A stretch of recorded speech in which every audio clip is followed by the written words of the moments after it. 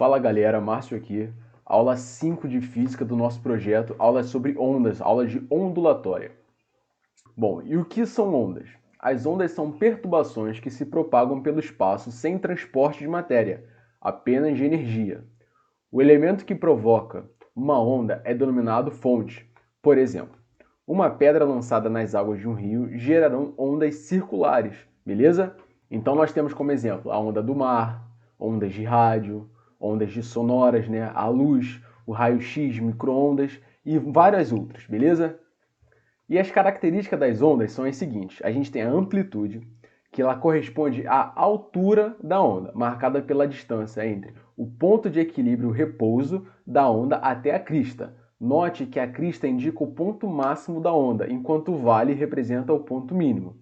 O comprimento da onda, que é representado pela letra grega lambda, é a distância entre dois vales ou duas cristas sucessivas. Nós temos a velocidade, ela é representada pela letra V. A velocidade de uma onda depende do meio em que ela está se propagando. Assim, quando uma onda muda seu meio de propagação, a sua velocidade pode mudar. E temos o período, que ele é representado pela letra T. O período ele corresponde ao tempo de um comprimento de onda. No sistema internacional, a unidade medida do período é segundos. E por último, a frequência, que ela é representada pela letra F, e no sistema internacional a frequência é medida em Hertz, e corresponde ao número de oscilações da onda em determinado intervalo de tempo. A frequência de uma onda não se depende do meio da propagação, apenas da frequência da fonte que produziu a onda. Então, como nós podemos ver na nossa imagem, nós temos a nossa onda, beleza? A distância entre os dois picos, tá vendo? Então, pico, vale, pico. Então, de um pico para o outro, nós temos a lambda. A amplitude da onda é do pico até o meio dela, correto?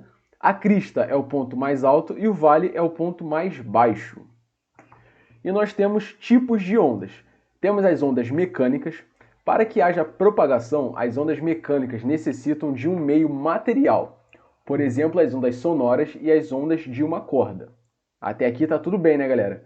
E temos as ondas eletromagnéticas. Nesse caso, não é necessário que haja um meio material para que a onda se propague. Por exemplo, as ondas de rádio e a luz. Continuando, então, nós temos a classificação das ondas.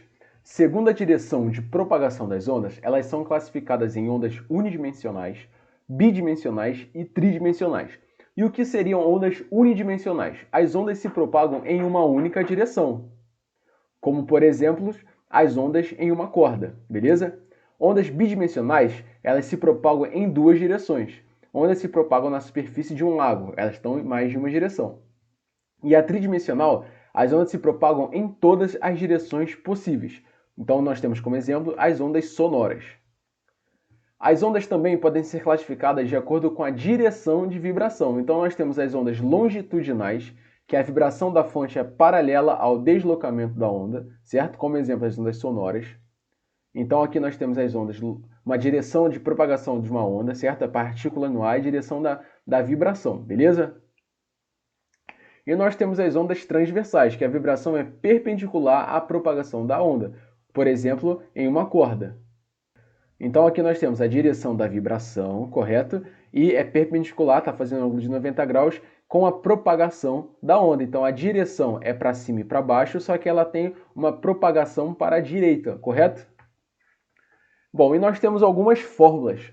E a primeira que nós vamos ver é a relação entre o período e a frequência, tá bom? O período é o inverso da frequência, então T é igual a 1 sobre F. Então nós temos o T sendo 1 sobre F, beleza, galera? Então, se por exemplo, se a gente tivesse um T igual a, sei lá, 30 segundos, então 1 sobre F igual a 30, então o F seria 1 sobre 30 Hz, beleza, galera? E a velocidade de propagação também pode ser calculada em função da frequência, substituindo o período pelo inverso da frequência. Então nós temos velocidade igual a lambda sobre o tempo, ou se você tirar o tempo daqui, né, vai ser velocidade igual a lambda vezes frequência, porque você substitui a partir dessa relação. Então aqui do lado esquerdo nós temos velocidade igual a lambda dividida pelo período, certo? Dividido por t. E aqui do lado direito nós temos a velocidade igual a lambda vezes a frequência. Muito tranquilo, né? Vamos continuar aqui com a nossa aula. E nós temos fenômenos ondulatórios. Por exemplo, a reflexão. Reflexão é o seguinte: uma onda se propagando em determinado meio, ao se deparar com um obstáculo, pode sofrer reflexão, isto é, ele inverte o sentido da propagação. Ao sofrer reflexão, o comprimento de onda, a velocidade da propagação e a frequência da onda não se alteram. Então nós temos dois exemplos aqui, tá? O primeiro exemplo é o seguinte: uma pessoa grita em um vale e escuta alguns segundos depois o eco da sua voz. E o outro exemplo é o seguinte: através da reflexão da luz, conseguimos ver nossa própria imagem em uma superfície polida, certo? Nós temos a refração, que é um fenômeno que acontece quando uma onda muda o meio de propagação.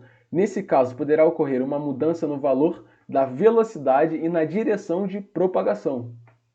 Então, vamos ler aqui o nosso exemplo. As ondas em uma praia se quebram paralelamente à orla, devido ao fenômeno da refração. A mudança de profundidade da água, certo? O meio de propagação, faz com que a direção das ondas se modifique, tornando-as paralela à orla. Nós temos a difração, certo? As ondas contornam obstáculos. Isso seria a difração.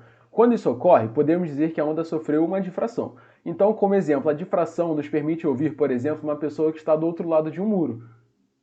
E a interferência. Quando duas ondas se encontram, ocorre uma interação entre sua amplitude chamada de interferência. A interferência pode ser construtiva, certo? O aumento da amplitude, ou destrutiva, uma diminuição da amplitude. Nós temos também ondas estacionárias. E o que seria isso? Elas ocorrem da superposição de ondas periódicas iguais e de sentidos contrários. Ao ocorrer interferência construtiva e destrutiva, apresentam pontos que vibram e outros que não vibram. Como exemplo, nós podemos produzir ondas estacionárias em uma corda com as extremidades fixas, como por exemplo nas cordas de um violão. Bom, galera, fim da nossa aula 5, beleza? Foi uma aula bem teórica e bem rapidinho. Nós vamos fazer exercícios sobre cada um dos tópicos da nossa aula, beleza? Então é isso aí, até o próximo vídeo e valeu!